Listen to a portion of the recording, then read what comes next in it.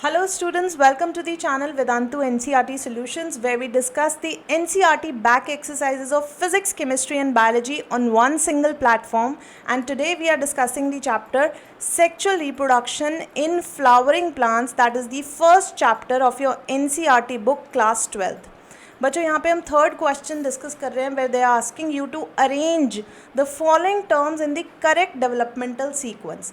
सही सीक्वेंस में इनको अरेंज करना है. So we are given pollen grain, sporogenous tissue, microspore tetrad, pollen mother cells and male gametes. तो बच्चों इसके लिए मैं आपको प्रोसेस समझा देती हूँ that if this is the anther, right, if this is the anther, then in the anther we have 4 microsporangia, right, 4 microsporangia मिलेंगे आपको इसके अंदर. और माइक्रोस्पोरेंजिया का हर एक सेल कहलाएगा pollen mother cell. You can also call it microspore mother cell, और otherwise simply अगर हम क्वेश्चन के अकॉर्डिंग देखें so we have the pollen mother cells है, right. But if you look at the whole tissue, the cells are making up one tissue, right. They are making up one tissue that we call sporogenous tissue. पूरे के पूरे cell के aggregation को हम बोलेंगे sporogenous tissue. So basically anther के अंदर हमें क्या मिला? टिश्यू मिला. टिश्यू में हमें क्या मिले? सेल्स मिले. If I differentiate them like this is one cell, this is another cell, this is another cell, this is another cell, this is another cell, right. ये अलग अलग तरह के सेल्स आपको मिले हैं. और इन पॉलन मदर सेल में जब मियोसिस होगा, मतलब माइक्रोस्पोरोजेनेसिस होगा, तो यहाँ पर क्या बनेंगे? माइक्रोस्पोर टेट्राड्स बनेंगे. मतलब microspores will be form, but they will be formed in a group of 4 like this. And you know these microspore tetrads initially एक दूसरे से attached होते हैं. They are attached to each other by an enzyme जिसको हम callose tissue कहते हैं.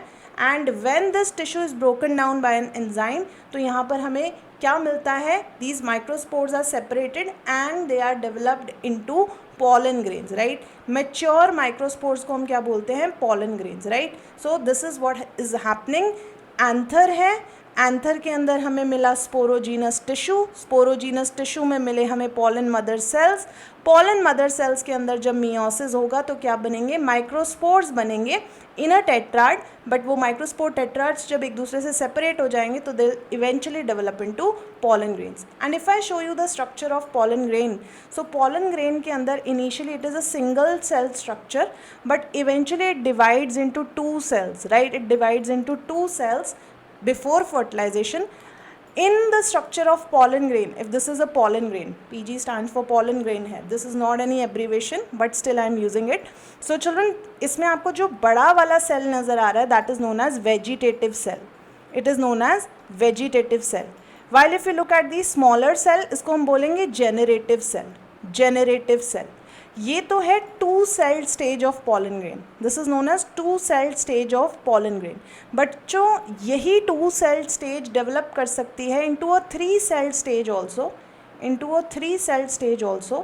और ये 3 celled stage कभी भी बन सकती है. It can be form before fertilization और आफ्टर फर्टिलाइजेशन. तो अलग अलग फ्लावरिंग प्लांट्स में अलग अलग प्रोसीजर हैं कि कुछ प्लांट्स में बिफोर फर्टिलाइजेशन 2 celled स्टेज मिलेगी, और कुछ प्लांट्स में बिफोर फर्टिलाइजेशन ही आपको 3 celled स्टेज भी मिलेगी. 3 celled स्टेज में क्या होगा? We will have 1 vegetative cell, एक वेजिटेटिव सेल होगा, और उसके अलावा जो छोटा वाला सेल है उसमें आपको 2, मतलब माइटोसिस इज टेकिंग प्लेस. ये जो जनरेटिव सेल था इसके न्यूक्लियस ने क्या किया? माइटोसिस किया, और माइटोसिस के through it has divided eventually into 2 nuclei है. तो ये जो 2 न्यूक्लियाई बने हैं बच्चों, they are 2 male gametes. They are nothing but 2 male gametes, right. तो ये जो स्टेज अब बन गई है, this is 3 celled stage of pollen grain. This is 3 celled stage of pollen grain which can be form before fertilization also, after fertilization also, depending upon the type of flowering plant. तो अब हमें बच्चों arrange करना है them into serial arrangement. Developmental sequence के basis पे हमें arrange करना है. तो we can directly get the answer है कि स्पोरोजीनस टिश्यू होगा सबसे पहले. जो भी यहाँ पर दिए हुए हैं स्ट्रक्चर्स, सबसे पहले स्पोरोजीनस टिश्यू होगा, उसके अंदर पॉलन मदर सेल होंगे. पॉलन मदर सेल डेवलप करेंगे माइक्रोस्पोर टेट्राड में. माइक्रोस्पोर टेट्राड इवेंचुअली डेवलप करेगा पॉलन ग्रेन में, and pollen grain will bear the gametes. So let's write the correct arrangement here that we will have sporogenous tissue, right. सबसे पहले हमारे पास एक sporogenous tissue होगा anther के अंदर। स्पोरोजीनस टिश्यू से बनेगा हमारे पास a structure called pollen mother cell. हर एक cell of the sporogenous tissue is a potent pollen mother cell. Pollen mother cell के अंदर जब मियोसिस होगी तो बनेंगे हमारे पास microspore tetrads. Microspore tetrads tetrads develop करेंगे in pollen grain and pollen grain will ultimately bear the male gametes.